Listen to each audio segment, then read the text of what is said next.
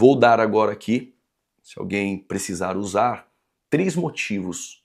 Estabeleci 3, tem mais. Estabeleci 3 motivos do porquê Deus odeia o divórcio. Eu fiz até um gráfico para ficar mais didático. O primeiro tópico, o primeiro ponto do porquê Deus odeia o divórcio, porque rompe uma aliança sagrada. O casamento ele é chamado de aliança, berit em hebraico. E isso não tem a ver somente com um contrato, mas tem a ver com um vínculo diante do próprio Deus. É uma quebra de aliança, é uma quebra de princípios. Segundo ponto do porquê Deus ele odeia o divórcio, porque gera violência relacional. O texto diz que o homem cobre de violência suas vestes. Logo, o divórcio, no contexto de Malaquias, envolvia um abandono cruel. O que eles faziam? Eles mandavam a esposa embora, mulher com contrato, mandava embora sem o papel do divórcio. Eles repudiavam as mulheres por qualquer coisa, dureza de coração, e se relacionavam com mulheres pagãs. Logo, aquela que foi mandada embora, repudiada, não tinha a carta de divórcio. Terceiro motivo do porquê Deus ele odeia o divórcio, porque corrompe o propósito da família. Deus buscava uma descendência piedosa, isso está em Malaquias 2,15, e o divórcio ele compromete a formação espiritual das gerações. É isso mesmo que você ouviu. O divórcio ele corrompe um princípio estabelecido pelo próprio Deus, e este princípio envolve aquilo que Deus tem como prioridade na terra, a família. A igreja é formada pela família. A nação de Israel no Antigo Testamento, formada pela família. E é por isso que Satanás ataca o casamento para que ocorra o divórcio. Isso refletirá nos filhos e naquela geração e, culminantemente, também na própria igreja de Jesus Cristo.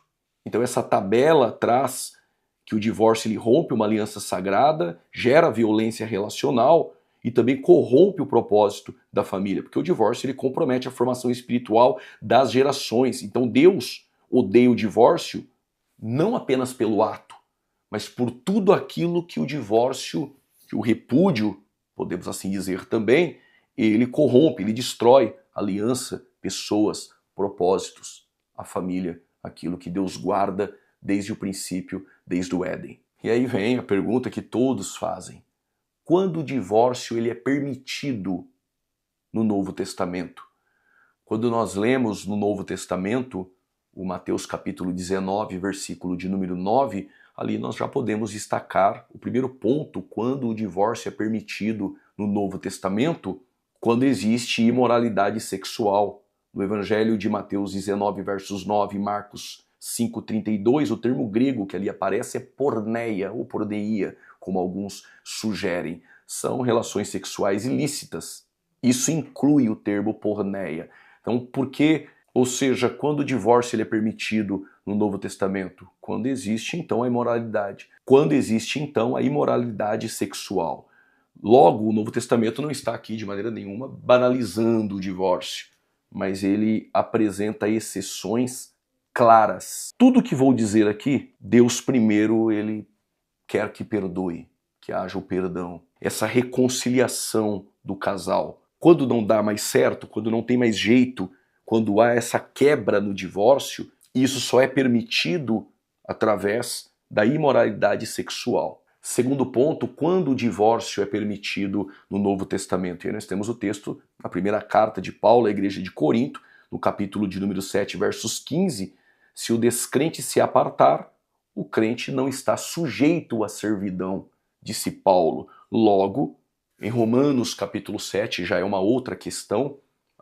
O José está casado com a Maria e o José vem a morrer, a Maria está livre até para um outro casamento, mas não tem a ver aí com quando o divórcio é permitido no Novo Testamento. E nós temos exceções que o texto bíblico não nos traz informações, mas quando uma mulher é espancada dentro de casa, ela é violentada pelo esposo dentro de casa, com certeza em casos elevados desta forma, tem todo um pano de fundo por detrás, e um outro dia nós podemos aí tratar. Nós não estamos aqui para desgastar Romanos 9, amei a Jacó, aborreci Esaú. Nós precisaríamos de aulas aqui para tratar, e assim também na questão do divórcio. Em Mateus 19, sobre repúdio versus divórcio, Jesus responde à prática farisaica baseada em Deuteronômio, capítulo de número 24. Esse repúdio, apólio aí no grego, mandar embora, dispensar, abandonar, mas sem dar carta de divórcio. Ou às vezes repudiar, abandonar, mandar embora dentro da própria casa. Já o divórcio formal é a carta legal de separação. Essa é a questão da distinção nominal entre repúdio e divórcio. Como disse, precisaria de uma aula toda para tratar sobre repúdio e divórcio dentro de cada contexto. Todavia, nós não temos este tempo para explorar isso com perspicácia.